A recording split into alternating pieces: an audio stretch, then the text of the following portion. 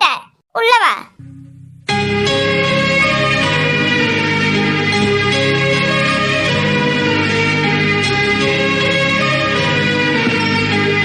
நீ ஒண்ணு நினைச்சுக்காதம்மா, நாளைக்கு காலம்பரமே வந்து மீதி இருக்க இடத்தெல்லாம் சுத்தம் பண்ணி தந்துடுறேன். இல்லம்மா பரவாயில்ல. ஐயா அதுக்கு இல்லம்மா, நீங்க இங்க வந்து தங்க போறீங்கன்னு அம்மா கொஞ்ச நேரத்துக்கு முன்னதான் சொன்னாங்க. நேரமே சொல்லிருந்த எல்லாத்தையும் ஓரம் ஒதுக்கி நீங்க தங்கறதுக்கு ஏத்தது மாதிரி வசதியா கொஞ்சம் சுத்தம் செஞ்சிருக்கலாம். மழை நேரம் பாத்தீங்களா, அதான் இந்த ரூமை மட்டும் இப்போதைக்கு நீங்க தங்கறதுக்கு ஏத்தது மாதிரி ரெடி பண்ணி தர சொன்னாங்க. பரவாயில்லங்க, அதெல்லாம் ஒன்றும் பிரச்சனை இல்லை. சரிம்மா, இந்த பேக்ல என்னமோ உங்க சித்தப்பா உனக்கு தேவையானதெல்லாம் வாங்கி வச்சிருக்கிறதா சொன்னாங்க. பொருளெல்லாம் நானே கபோர்ட்ல அடுக்கி தந்துட்டு போகவா எப்படிம்மா? இல்லம்மா பரவாயில்ல, நானே பாத்துக்கிறேன், நீங்க போங்க. சரிம்மா, சாப்பாடு எதுவும் கொண்டு வரட்டா? இல்ல அதெல்லாம் வேண்டாம், நான் வரும்போதே சாப்பிட்டுட்டு தான் வந்தேன். அப்படியா, சரிம்மா, ஏதாவது வேணும்னா கூப்பிடேனா.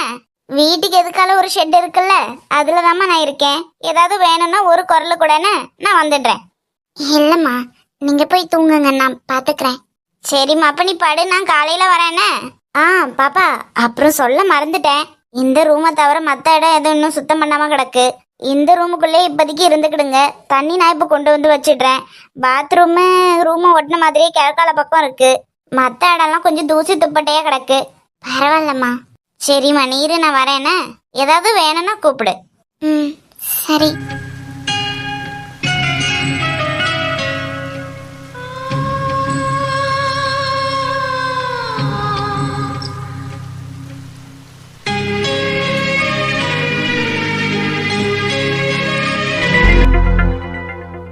சிவா, ஒரு விஷயம் நல்லா புரிஞ்சுக்கோ. இந்த 5 வருஷத்துலயும் மென்டலி அவ எவ்வளவு ஸ்ட்ரகிள்ஸை ஃபேஸ் பண்ணிருப்பான்னு. ஐயோ மேம், எனக்கு அது புரியாமலாம் இல்ல. அவ என்ன சூழ்நிலையில இருக்கான்னு எனக்கு நல்லா புரியுது. எத்தனை வருஷத்துக்கு வந்து அந்த வீட்டுல ஒரு நிமிஷம் கூட நிம்மதி இல்லாம இருந்து கஷ்டப்பட்டா. ஏன் அண்ணன் பொண்ணுதான், ஏன் அண்ணன் தான், என் சொந்த குடும்பம் தான். ஆனா அவருக்கு பொண்ணுக்கு மேல எனக்கு இருக்க நம்பிக்கை கூட அந்த அளவுக்கு இல்ல. உங்களுக்கு தெரியாதது ஒண்ணும் இல்லையே மேம். அவ காலேஜ் செகண்ட் இயர் படிச்சுட்டு இருக்க நேரத்துல தானே அவளுக்கு கல்யாணம் ஏற்பாடு பண்றேன், அதை பண்றேன், இதை பண்றேன்னு அந்த பிள்ளை வாழ்க்கை ஒரு வழியானது. அந்த நேரத்துக்கு அவ வீட்டை தாண்டி கால் எடுத்து வைக்கிறதே பெரிய போராட்டமல்ல இருந்தது. அதையும் தாண்டி படிச்சு முடிச்சு அவ அந்த டிகிரியை கையில வாங்கியிருக்கானா, அது வரையில கூட நின்னா அல்ல நீங்களும் ஒருத்தர் தானே. அதனாலதான் சிவா சொல்றேன், சத்தியா மட்டும் இல்ல, நீ படிக்கிறது காலத்துலயும் உனக்கு கிளாஸ் எடுத்த ப்ரொஃபசர் நான் தான். நான் சொன்னா நீ கேட்டுப்பன்னு நினைச்சுதான் நான் இப்பவும் சொல்றேன். நீ அவளை இப்ப உன்னோட மும்பைக்கு கூட்டிட்டு போக வேண்டாம்.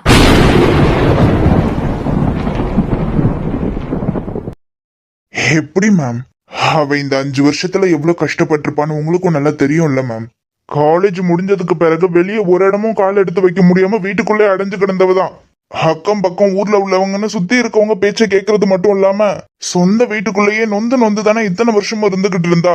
அப்படி இருக்கும்போது இன்னைக்குதான் அந்த வீட்டுல இருந்து அவ வெளியே வந்து நிம்மதியா வாழறதுக்கு ஒரு வாய்ப்பு கிடைச்சிருக்கு. ஆனா அவளுக்கு அப்படி பாதி வழியில என்ன மனசு மாறுச்சுன்னு தெரியல. வேண்டாம் சித்தப்பு, என்னை இங்கே விட்டுட்டு போயிடுன்னு அவ்வளோ அழுக. என்ன பண்றதுன்னு தெரியல எனக்கு. இவ்வளவு தூரத்துக்கும் அந்த வீட்டுல இருந்து வெளியே கொண்டு வந்து திரும்பவும் அவளை இங்கே விட்டுட்டு போனா நடந்தது எல்லாத்தையும் நினைச்சு அவள் லைஃப் இப்படியோ போயிடுமோன்னு எனக்கு பயமா இருக்கு.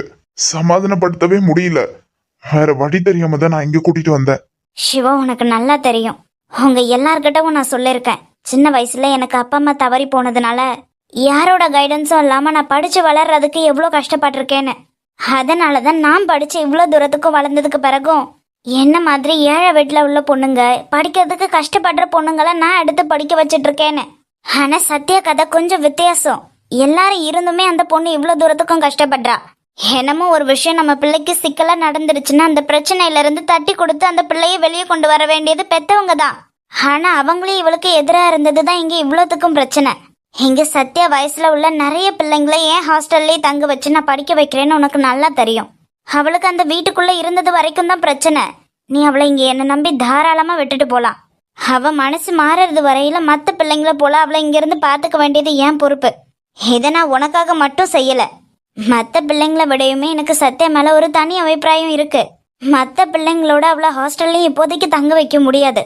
அதனாலதான் இப்போதைக்கு என்னோட கெஸ்ட் ஹவுஸை ரெடி பண்ணிருக்கேன்.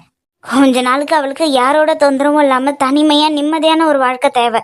ஏன் சொல்றேன்னா, மனுஷங்க பக்கத்துல இருந்து ஆறுதல் சொல்லி அவ இத்தனை நாள் பட்ட கஷ்டத்தையும் சரி செஞ்சிட முடியாது. அவ எந்த தொந்தரவும் இல்லாம தனியா இருந்தாதான் அவளுக்கு அவளே இருந்து அவளை தன்னால சரி பண்ணிக்க முடியும். புரியலையா? முள்ளாலதான் எடுக்க முடியும்னு சொல்றேன். அது பிரச்சனை இல்ல. ஆனா எதுக்கு அவ இந்த ஊரை விட்டு வரமாட்டேன்னு சொல்றான்னு தான் எனக்கு புரிய மாட்டேங்குது. என்னவோ எனக்கு சரியா படல மேம். சரியா படலன்னா உனக்கு என்னமோ தெரிஞ்சிருக்கு தானே?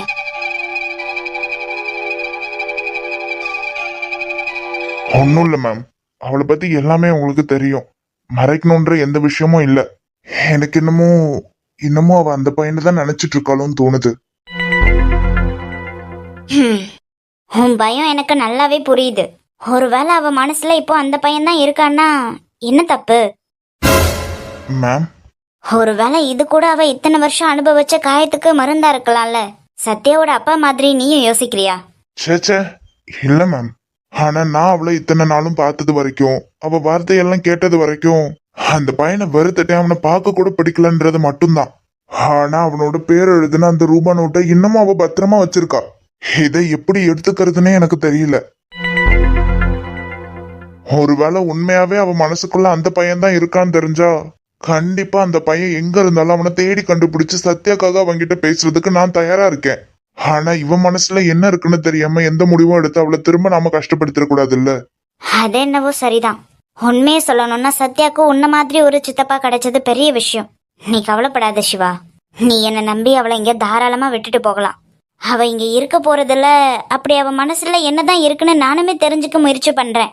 யாருமே இல்லாம அவளை இங்க தனியா விட்டுட்டு போறோம்னு நீ நினைக்க வேண்டாம். இல்ல மேம், எனக்கு உங்க மேல நம்பிக்கை இருக்கு. இந்த டிகிரியை முடிச்சு அவ வெளியே வர்றதுக்கு நீங்க எவ்வளவு தூரத்துக்கு அவ கூட நின்றுருக்கீங்கன்னு எனக்கு தெரியும். என்ன சொல்றதுன்னு தெரியல. உங்களை நம்பிதான் மேம் அவளை இங்க விட்டுட்டு போறேன்.